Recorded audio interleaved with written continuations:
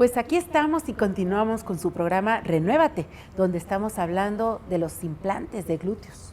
Y bueno, doctor, pues continuamos con este tema tan interesante y al mismo tiempo a veces medio complejo, porque quería yo preguntarte, a ver, ya tienes a la paciente, ya le hiciste los estudios para ver cuál es el tipo de implante que necesitaba, dónde se lo vas a poner, etcétera, etcétera. De hecho, perdón, ahora que hablas de los estudios, aquí faltaba comentar que, bueno, obviamente se tienen que pedir estudios preparatorios. Y si son Claro. pacientes arriba de 40 o 45 años, es necesario hacer una valoración preoperatoria. El cardiólogo o el internista revisa los estudios preoperatorios, toma un electrocardiograma y en algunos casos hace hasta una prueba de esfuerzo, Claro. para ver que todo esté en orden para poder realizar el procedimiento. Claro. Y por cierto, ¿qué edades son las frecuentes como para hacerse este tipo de cirugías? Bueno, normalmente esto se lo hace gente joven, pero vaya, no hay límite en cuanto a la edad. Después de los 18 Lo que se quieran años, hacer. sí, no hay problema por eso. Claro, bueno, y todo el mundo quiere renovarse y estar guapo, Eso obviamente sí, a la edad es que correcto. sea, Así ¿no? es. Oye, doctor, y entonces continuando con el tema, pues ya tienen todo esto, ya los operaste, todo.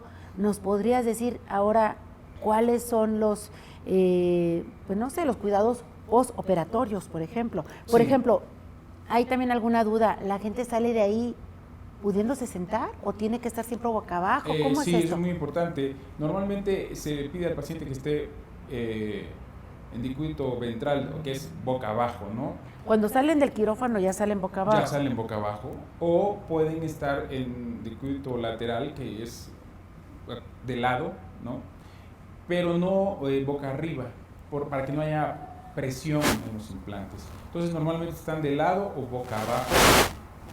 Normalmente en este tipo de implantes sí hay que dejar un drenaje, porque a diferencia de los implantes mamarios, que normalmente yo en lo personal no dejo drenajes, eso es gusto también de cada cirujano, en la región glútea sí hay que dejar los drenajes en los implantes glúteos, porque los implantes en contacto con los músculos, en este caso el glúteo mayor, hay una especie de líquido de reacción en las primera o segunda semana. Entonces tienen que tener por lo menos 2 semanas el drenaje para poder estar sacando ese líquido de reacción que se forma entre los músculos y el implante. De tal forma que si no se coloca ese drenaje, puede haber problema porque empieza a acumularse ese líquido y el líquido busca ¿Por dónde salir? y entonces el primer sitio donde va a salir es por la incisión.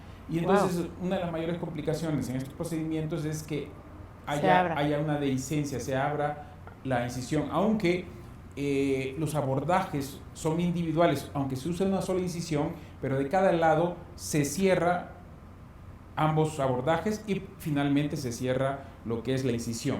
Entonces se puede abrir, digamos, o tener una dehiscencia de la piel, pero el implante no se expone. Entonces eso es algo que sí lo deben tener por lo menos un par de semanas, dormir boca abajo o de lado, y obviamente tener ese cuidado, y además el ejercicio tiene que ser por lo menos unas 4 semanas después de la cirugía.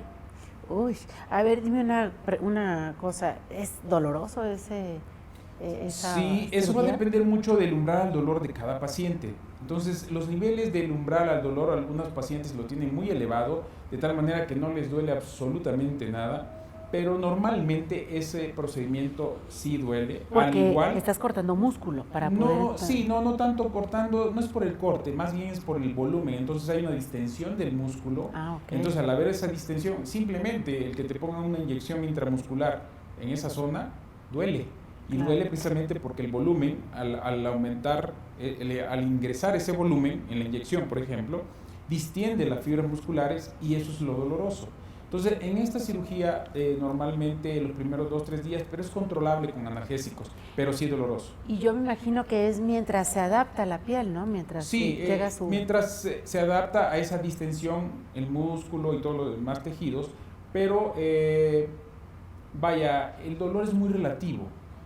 Pero si la paciente tiene un umbral bajo, en lugar de usar un analgésico se pueden usar doble esquema o hasta triple esquema, y con eso no sienten absolutamente nada. Es para que sea más cómoda su recuperación.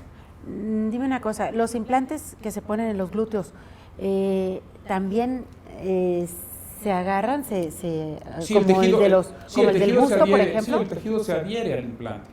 Efectivamente, así es. Muy bien, aunque no es igual que en un seno, porque en un seno creo que entran en las glándulas mamarias, todo eso. ¿Aquí dónde, de dónde se afianzan? No, es muy similar. Lo que sucede es que hay una diferencia en cuanto a eso que comentaba del líquido, que se forma como una especie de líquido seroso. No se sabe por qué razón, pero en el tejido mamario no se da eso. Esa situación no se da en el tejido mamario, aunque muchas de las veces está debajo del músculo pectoral mayor. Entonces es un músculo también, al igual que por abajo o intramuscular, que es en este caso el glúteo mayor, pero en esa región, probablemente por lo que es la zona, por el drenaje linfático, hay muchos factores ahí que propician el que se acumule en esa primera o segunda semana ese líquido, que por eso es necesario dejar drenajes. Claro. Bueno, y entonces continuamos con esto. Ya salen de la cirugía, ya están o de lado o boca abajo. Bueno, boca abajo, sí, para tener cuidado de esa cirugía que acabas de hacer. Y después salen del hospital. ¿Cómo salen del hospital? ¿Acostados? No, salen caminando. ¿Caminando? Sí, claro. Ya pueden caminar en cuanto salen. Pueden caminar. ¿Al cuánto tiempo más o menos los das de alta? Esto puede ser hasta ambulatorio. O sea, se pueden operar en la mañana y en la tarde puede estar en su casa. O quedarse esa noche y al siguiente día ir a casa, ¿no? Pero normalmente esto es un procedimiento que se puede manejar ambulatorio. Aunque imagino que se tienen que tener más cuidados que en una cirugía de senos, ¿no? No, simplemente el cuidado es eso, no hacer compresión. Es una situación, la región es un poquito complicada porque, bueno, no puede dejar de ir al baño. Entonces, eso también es, si es posible, es mejor usar algo donde no tenga que ir y tomar la posición sentada, ¿no? En el baño. Entonces, ¿por cuánto tiempo todo esto? Por lo menos en la primera o segunda semana. Muy bien. Bueno, pues, ¿y qué más nos puedes decir con respecto a esa cirugía? ¿Qué toman, aparte de analgésicos? ¿Alguna vitamina C? Sí, bueno, ¿algún regenerador? Hay que tomar antibiótico, el analgésico que puede ser 1 o 2 o lo que requiera la paciente, vitamina C, que eso es un antioxidante y también ayuda a la cicatrización, y obviamente el tener esos cuidados que comentábamos.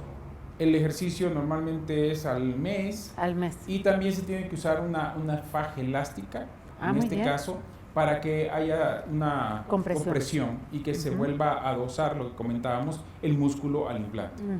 Y bueno, tenemos varios casos ahí del antes y después, como también un caso que ahorita vemos, donde ahí podemos observar que aquí esto fue una lipoinyección, es una... Ahí pusiste solamente grasa. Ajá, solamente grasa. Entonces, como vemos del lado izquierdo de la pantalla, ya tiene el volumen y en cambio el otro lado está totalmente aplanado, ¿no? Entonces, sí, estás viendo el antes y el después, digamos, ¿no? Para comparar cómo estaba y cómo quedó de un lado. Falta poner en el lado derecho, ¿no?